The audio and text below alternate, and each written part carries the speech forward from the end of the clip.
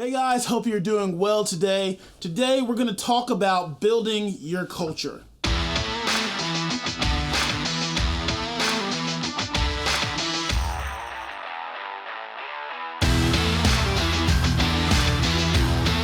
So last week, I didn't post a video. I know I said I was getting back on this one video a week schedule, but I was at Exponential Conference down in Orlando, Florida. Myself, my lead pastor, and our kids director, along with my wife and our kids director's husband, all went down to Orlando for the Exponential Conference. It was a fantastic time.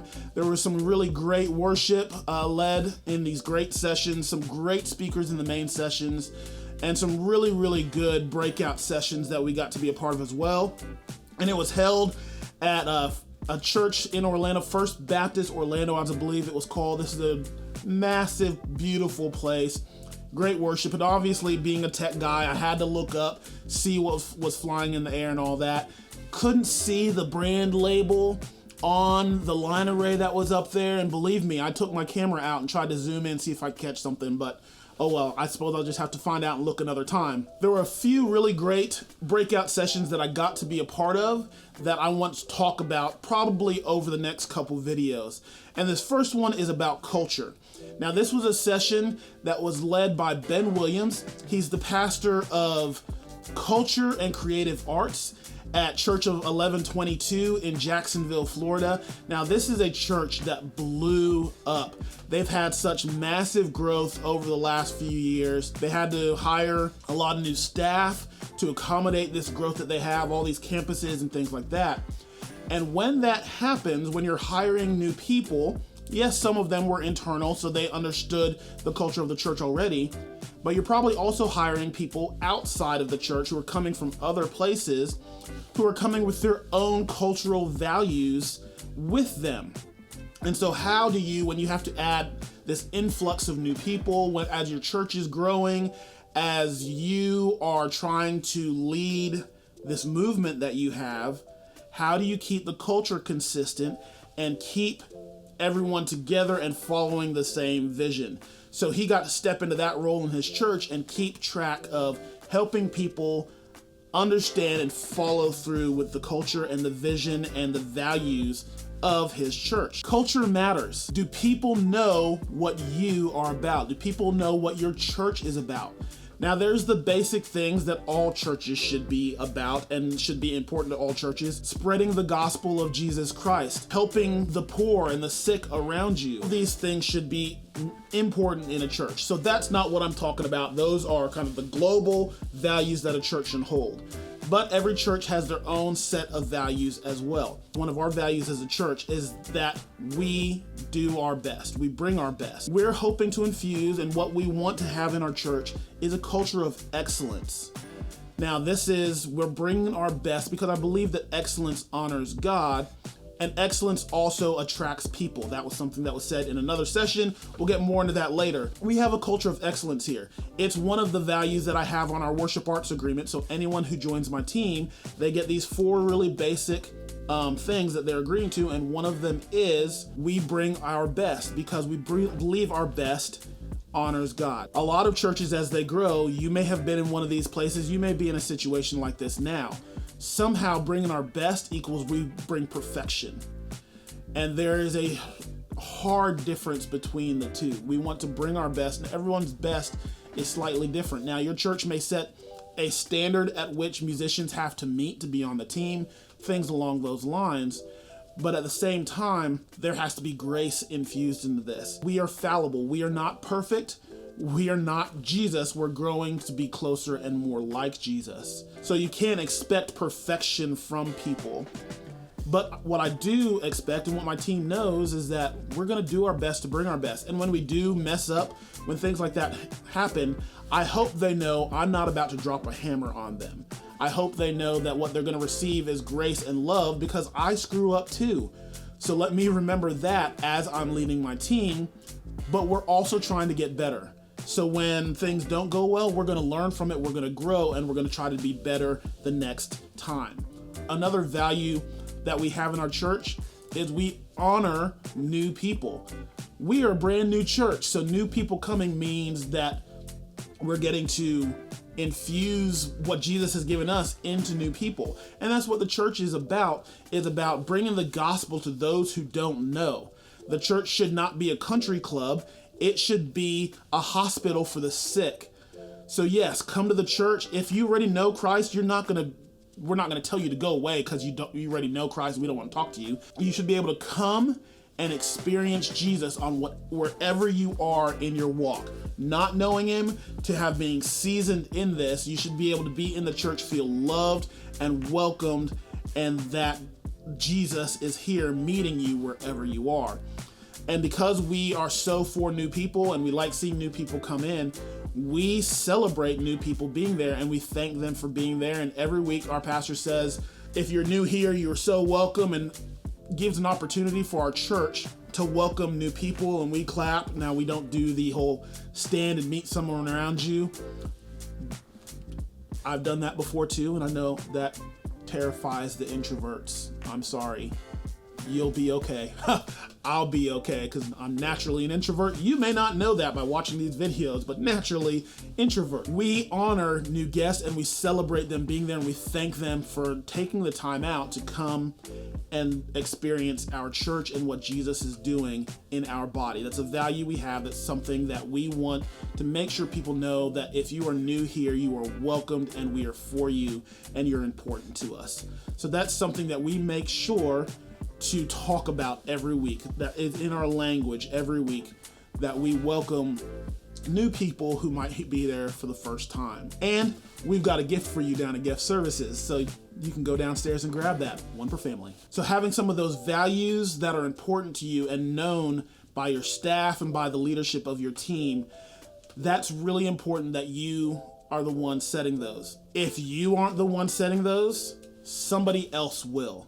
Like I said to begin with, people are coming in with their own values, their own set of thoughts and things like that. And if you want to direct the values and culture of your church, you need to put in the time with it. You need to invest in it, and you need to help people understand what that is. These things are more caught than they are taught. Now, that doesn't mean that I don't teach about these things. Right now, this year, I've got 4 of them set up where we've got our creative arts nights. Those are nights where the entire team is getting together and we are going to learn together. One reason I'm doing that is because of value that I have, that I get to be in community with my teams, not just on Sunday morning, where that's where we spend most of our time together, but I want that community with my team so that I can show them that I love them. So I'm not just the guy they see on Sunday morning. So we've got other ways we're doing that. But these 4 times a year, we bring the whole team together and we're going to talk about different things. So each one of these 4 sessions, I'm going through the points that are on our worship arts agreement. So the one that we had just a couple months ago, we went through the one about we bring our best. At this next one, I'll talk about another one. Either we multiply or we love Jesus first, we love each other next. These are important values that I put on here in simple language that I want our team to know. I am going to teach about it and we're going to talk about it, but hopefully also it's becoming a part of them because they see me as their leader living this out. Because I can talk about it all day. If I don't live it out, my words are completely useless. They need to see it in you. They need to see you living out these things that you say that you value. Because you can say it all day long, but if you don't live it out, that means you don't really value it.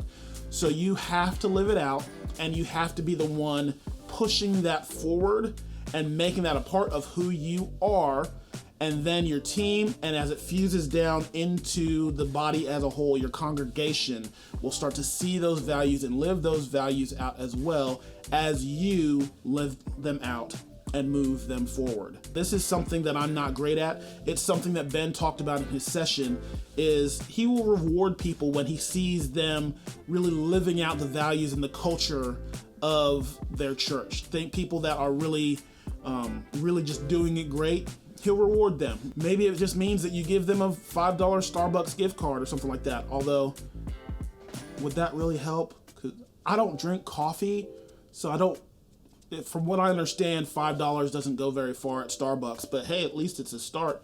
Maybe it's that you take them out to lunch, whatever it might be. Reward people who are living out the values that are showing that they are really growing in what it means as a part of your church, as a part of following Jesus. You know, give people incentive. People love little gifts. I do. It's one of my love languages. If you can make sure that you are telling people, hey, thank you, even a simple thank you. Thank you so much for bringing your best on Sunday mornings. Thank you so much for have spent the time to get close to Jesus when you were going through this bad situation. It really mattered. Thank you so much for the way you give of your time to the church. Thank you so much for loving that person. I saw you interacting with that person who really needed to be loved on that day, and that really mattered. Thank you so much for doing that. You spoke so much life to that person's heart. Let your people know that what they are doing matters, because it does. You never know what somebody is thinking at any given moment. You may call someone up and say, hey, man, thank you so much for how you've been serving recently. Would you like to go out to lunch with me? I'd love to buy you lunch and just say thank you. You have no idea how that's going to speak to somebody's heart. They could be struggling with whether their serving matters in that moment. And you just spoke life into them by saying thank you and offering to take them out to lunch. Really simple things that you can do, and I need to be better about that. I think I'm really good probably at saying thank you. I'm not always good about directly involving myself into what they're doing and giving of my time, even to, because it will take some of your time to go have lunch, and we've all got stuff that we have to do, but you have no idea how that investment of time could accelerate your relationship with that person. I need to be better about that. I need to be better about remembering those things and not just getting into the nitty-gritty, let's get this work done. I think that way for myself a lot. I'm just getting things done, and I miss celebrating people. That's something I need to be better about if I'm going to be straight honest with you. I need to be better about celebrating my people. They know I love them, and I just need to invest better into celebrating them. That's something that I'm going to work on over this next season. If you don't know what the values of your church are, that's an important thing you want to get a handle on. Go talk to your lead pastor if you're not the lead pastor, and ask him to help you understand the important things about your church. But hopefully you already do, because I want to sit down and write some of these things down, so then I can start to infuse those things appropriately and remember those things and put them into our worship services, into our marketing, whatever it might be. I want to get those things into our worship experiences, into all of our meetings, into our branding and our marketing, so that people are regularly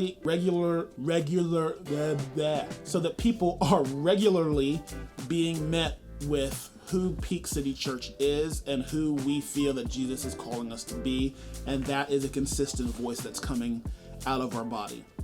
So I hope that was helpful. I'll be back probably later this week. I'll have another one since I missed last week. But if you haven't already, please like this video, subscribe to the channel. I'll be posting as much as I can. Once a week is what I'm going for. Hit that bell notification so you get notified when I post my next video, and we will see you guys next time.